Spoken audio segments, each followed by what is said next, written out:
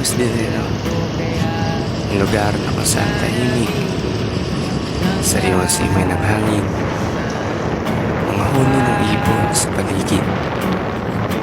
Yung tipong pag-isip mo sa umaga, wala kang iniisip na problema.